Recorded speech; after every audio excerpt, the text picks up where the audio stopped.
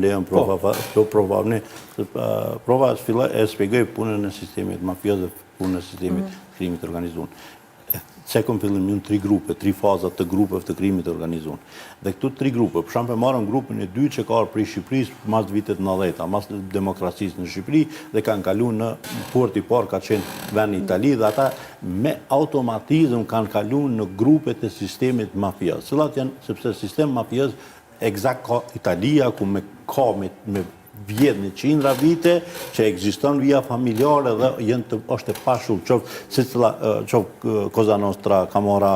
Është e njëjta për shembull që është Yakuza, që është Triada, edhe problemi është që këto grupe shqiptare janë infiltruar. Si fillim kanë qenë si ushtar, kryes të punës të sistemit mafios. Dhe tash kanë ndru. Shqiptarët kanë marrë përgjegjësi në koordinimin e blerjes, transportit dhe shitjes, kurse grupet e mëdha mafioze italiane kanë për detyrë. Problemi më i madh i tyre është pastrimi i parave.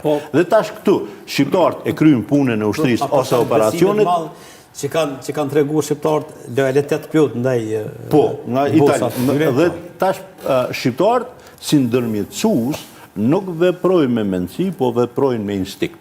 Instinkti i çdo është instinkti vrasht. Don me vrasësi ose me represiv ose me kërcime për me arrit qëllim. Se ndëgjoni, në Amerikën Latine nuk janë vetëm shqiptarët që numri më i vogël i këtyre grupeve. Atje për shembull, numri më të madh në botë vrasjeve për kontraband me substanca narkotike dhe trafikim me qenë njerëzore është në Amerikën Latine ku ditore kemi 10 deri 20 persona të vrarë për në këto aktivitete. Ne kemi dikon 10 shqiptarë në total të vrarë atje. Por shqiptarët janë identifiku.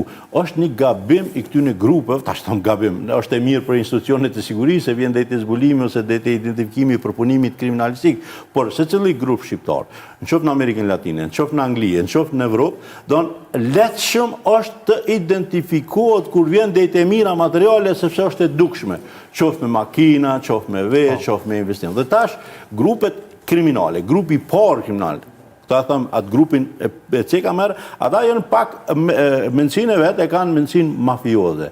Problemi i tyre prapë është këto dy grupe kanë pastrimin e parave. Si më ardhe, se është dikon llogaritë deri në 2 miliardë që bëjnë qarkullim grupet e krimit organizuar shqiptar, Shqipëri dhe Kosovë, po problemi është ku investojnë, si pastrojnë paratë. Dhe këtu do të investimi pastrimi i parave, qoftë grupe shqiptare, qoftë mafijës ruse, qoftë mafije ose grupe të tjera të krimit të organizuar, kryesisht i kryen grupet mafia italiane, ku ato janë të vendosura kryesisht në për institucionet, sisteme bankare dhe kryesisht grupet mafioze janë të instaluar në për porte.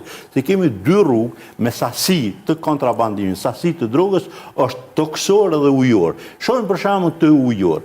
Pyetja bjen, a ka Shqipëria shkollë të mornar? Jo, a ka Kosova? Jo, kush ka? Ka Malizi. Dhe shohim se anijet cilat janë në zonë, ose anijet cilat janë kap me drogë, në 3 forma. E para është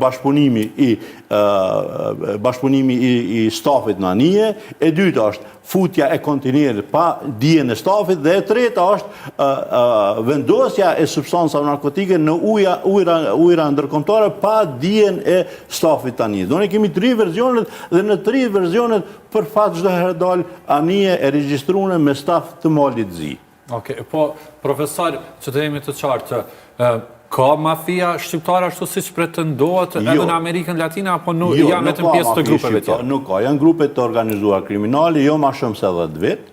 Problemi për me ardhur deri te identifikimi dhe luftimi i këtyre grupeve kriminale të shqiptarëve, jo vetëm në Amerikën Latine dhe në botën përgjithësi, është për arsye se shpesh ata thonë besën, dhe ata s'kan besë, se për çdo herë lajmërojnë ose e tregojnë, nuk ka besë, por problemi është sepse ata kanë, kur thash vrasësia aty është garancioni me familjarët e personat që bojnë dhe jo më shumë 10, eventualisht 15 grupe dhe ato grupe veprojnë thuajse atak. Nëse ne e sulmojmë ose nëse vim deri te identifikimi dhe arrestimi i këtyre grupeve të krimit organizuar, del në aspektin dalin në 2-3 grupe tjera për përfitime, qoftë trafikim, qoftë kontrabandim, dhe kjo është vështirësia e madhe e institucioneve qoftë ndërkombëtare, qoftë në Evropë e qoftë në Amerikën Latine për më ardhur deri te parandalimi dhe luftimi i këtyre dukurive, këtë grupeve të krimit organizuar shqiptarëve. Thash për arsye sepse këtu grupi kanë 3 verzione. E para ka pas verzioni i parë ku është ka pas në mbështetjen e jeshtë Jugosllavisë, që kanë qenë për shembull dhe sot e shohim